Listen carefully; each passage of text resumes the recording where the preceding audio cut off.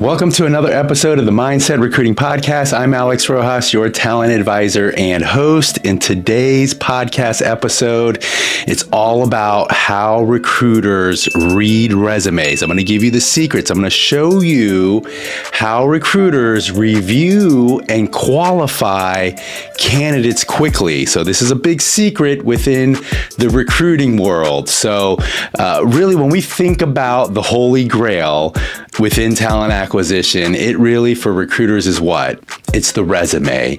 It's like almost as saying like football players really can't perform without a football, or a singer can't perform without having a voice or music in the background.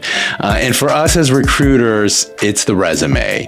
And really at a time and point where technology is now on the forefront, is even the resume dead or alive? Now we have these things called powered AI, artificial intelligence databases that are out there that can actually duplicate what resumes are intended to do. So what they do is they go out there and they build profiles, candidate profiles, all based on open source technology. So that's why you have some of these new CRMs that are out there that really incorporate open source technology. And so they'll come in and they'll say, hey, now you can purchase our CRM, and instead of building your own database, we're going to give you access to over 600 million profiles. I mean, imagine that.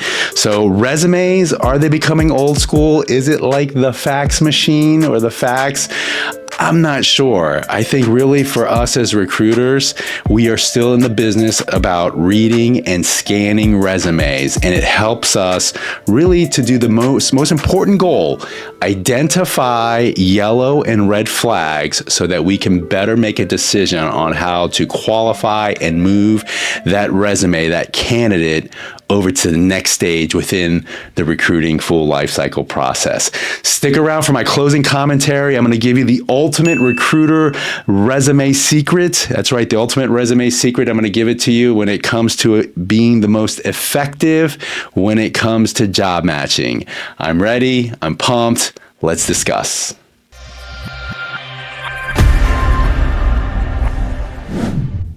Okay, so I'm going to show you 7 specific ways that recruiters scan and they review resumes. They qualify candidates so that you can be prepared for the next stage in the process. So if you're a recruiter, I'm going to give you some tips and tricks here on how to be effective and maximize and be the most productive when it comes to reviewing resumes.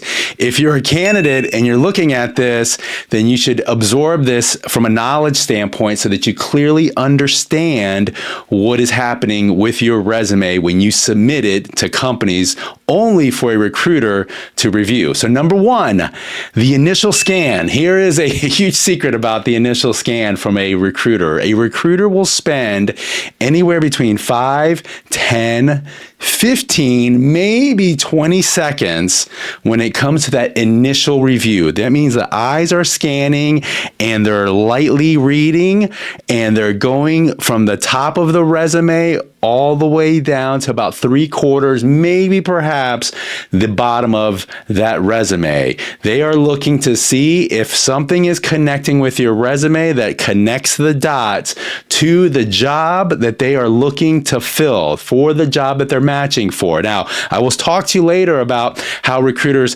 sometimes have tunnel vision when it comes to reviewing resumes, because a lot of times recruiters are only solely focused on one specific job to fill, one resume, one position, and then it ends. And so that's why it is so crucial during those 15, 20 seconds that a recruiter has your attention that you make the most of it.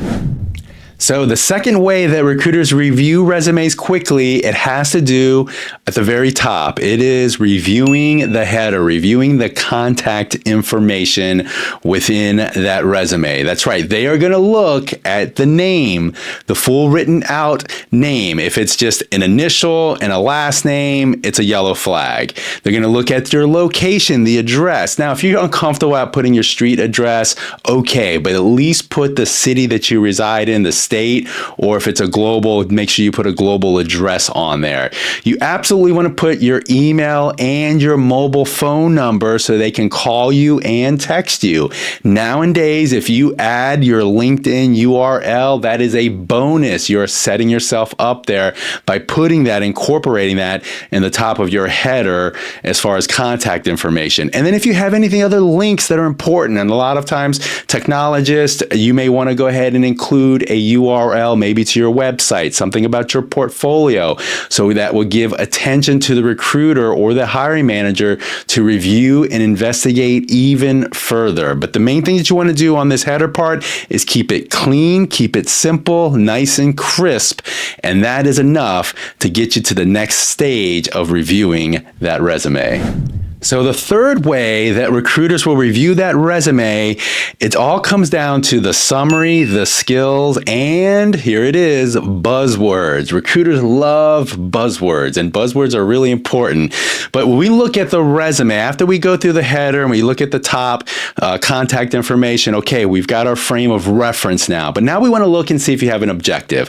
A lot of times objectives or summaries or qualifications are throwaways, but if you do it effectively within 2 to 3, maybe 4 sentences, it can garner enough attention from the recruiter to do a quick scan just to review. It has to be very simple, very direct. 2 sentences is probably the most preferred, that's tailored towards a specific position that you're targeting.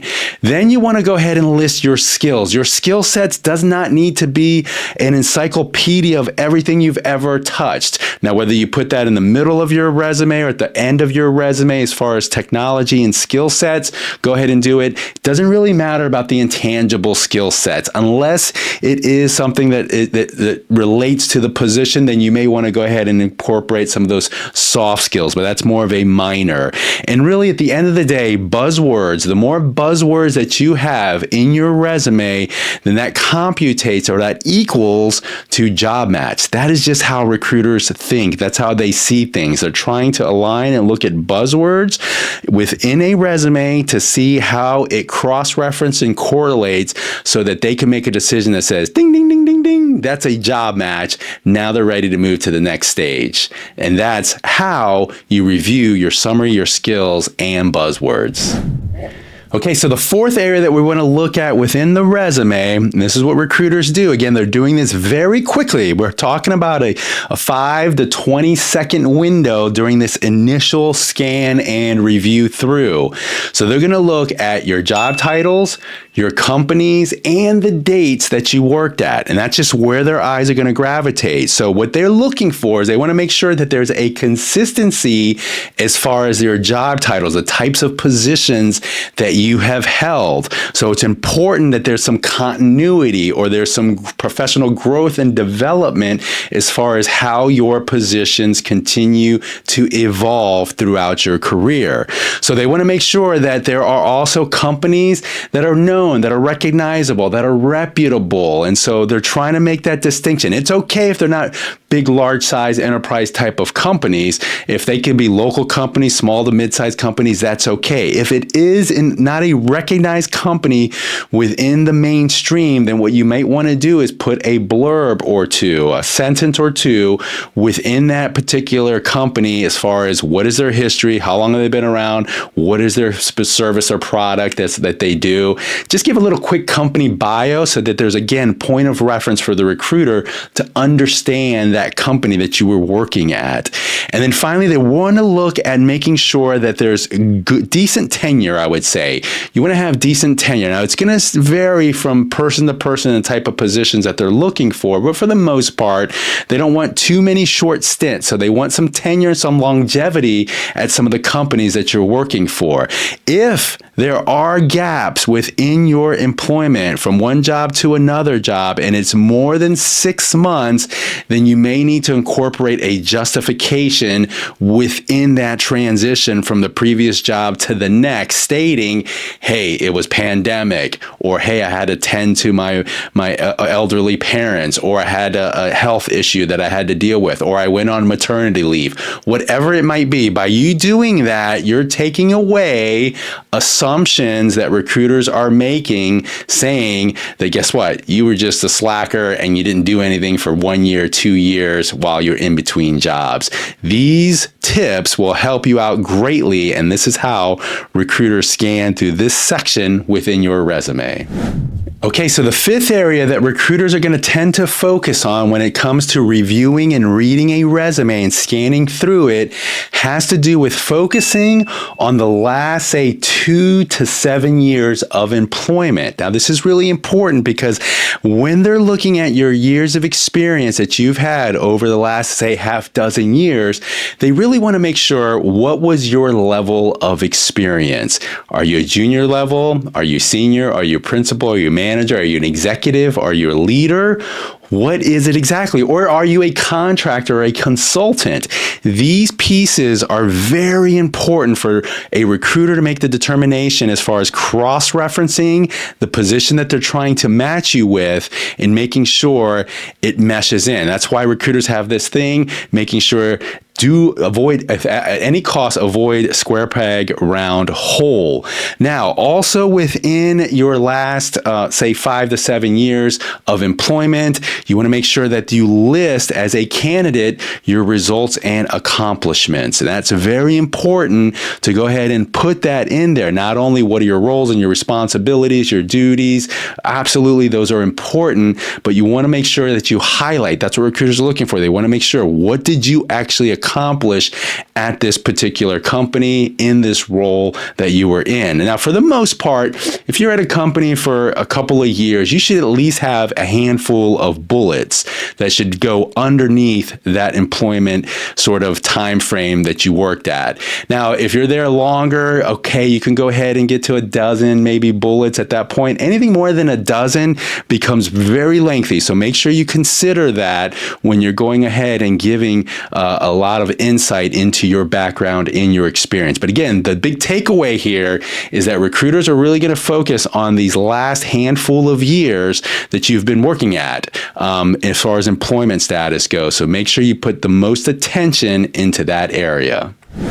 So number six on this list is skimming through other experiences. So now that the recruiter has focused on the last half dozen years of your professional career, now beyond that, they're going to go ahead and skim through the remainder. Now again, they're looking for yellow and red flags within your resume. They want to make sure that there aren't any employment gaps and there's a continuity as far as your career growth, professional development, whether it's the verticals or industries that you've supported, or did you pivot industries altogether? Those are the things that they're looking at. So as recruiters, they will skim through those past, say, 6, 7+ years of your experience. And the reason why, especially nowadays, a lot of those skills that you had 10 years ago, 15 years ago, become dated to a certain extent. And they're really not that valuable unless it's a company that has good recognition, name recognition, and reputation that stands out. If it does, then obviously that may carry a little bit more weight. But anything else past 15 years, 20 years of experience, make sure that you just list it with maybe a blurb as far as what that title was, location, and then maybe a very brief 1-bullet description, if you even need that. Especially if you're over 20 years, the likelihood that will have any depth in it will probably not matter too much. So this is what recruiters do here. They skim through the remaining experiences that you've had. Anything really past 7, 10 years is a nice skim through when reviewing that resume.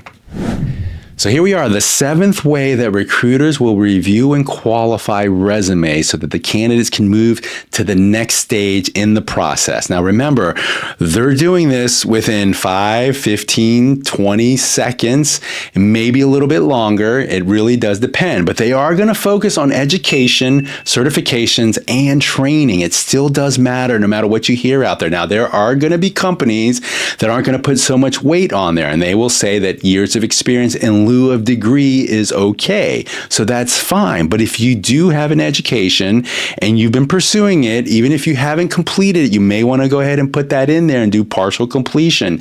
But go ahead and definitely put down your college, university, your institution, the degree, the minor, the emphasis on what you did, anything in there. If you are a Generation Zer, you want to make sure that you go ahead and at least put your GPA if you have a 3.0 and above. It does matter. It does help position you. If you don't have above a 3.0, leave it out, okay? So the certifications are really going to be important, especially in the technology space, health space. These are going to be really important pieces of information. Now, you want to go ahead and put certifications that are relevant, that are not dated. If there are certifications that you received 5 years, 10 years ago, 15 years ago, it's probably not going to do much for you. And then the other thing that you want to go ahead and make sure you include is any additional training that you've completed. And that could be official training from institutions, or it can even be unofficial training. A lot of times there's these web courses, online courses that you can take, there's seminars. Go ahead and add those in there. You want to be careful that you don't add them to create fluff. So you can say something like, hey, maybe if you've participated in 20, 30 hours worth of artificial intelligence knowledge base, then you can go ahead and say that, hey, I've invested in over 30 hours of artificial intelligence webinars, and maybe outline the disciplines behind that. That's okay.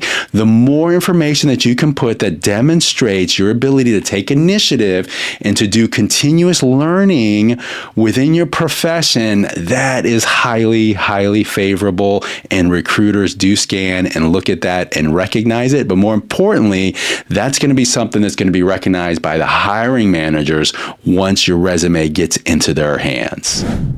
So there you have it, 7 ways that recruiters can scan and review and qualify resumes so that they can move candidates to the next stage in the process. It's time for closing commentary time. This is the time where I really want to give you something that you can walk away with. It's something tangible, practical application so that you can take action from it. And so in the beginning of this podcast, I asked the question, are resumes dead? And again, I want to go ahead and stake my claim here and say not quite yet. We're not there yet. Resumes still come in handy. They're still a requirement. It still really tells a story of your experience, of your background. It is necessary for companies to even stay compliant. But eventually, within the next couple of years, could that change as technology moves forward? Maybe, possibly. But in the meantime, you have to optimize yourself as a candidate so that you get the attention of the recruiter. And a way that you can do that is by going ahead and having a few different flavors of resumes. You just don't want to have one resume. Maybe you have a short version and a long version, or maybe you have 2 different types of resumes that cater towards 2 ends of the spectrum as far as your skill sets or your job roles, or maybe you're targeting it toward a specific position that might be a little bit different, so you don't want to sort of pigeonhole yourself in it. So use your judgment, discern on whether or not you may have to have a few flavors of resumes when it comes to that. Now, I want to give you the ultimate resume secret here. And I think the ultimate resume secret, and I've said this throughout this podcast, it has to do with job matching. The ability for recruiters to manually go and review resumes and cross-reference jobs so that they can find the right job match or just determine whether or not you're qualified for a job, especially as recruiters are receiving hundreds of applicants these days. It's a painful process. It is so painful right now. And large companies out there, they realize that because they realize that recruiters, for the most part, have tunnel vision and they really only care about filling their one job or maybe 2 or 3 jobs. Beyond that, they don't have the ability to look at the whole company holistically to say, hey, I have a great candidate here who has great qualifications, but we have hundreds, if not thousands of jobs, and I don't have time to focus. I need to find the perfect candidate for my one job that I need to fill for right now.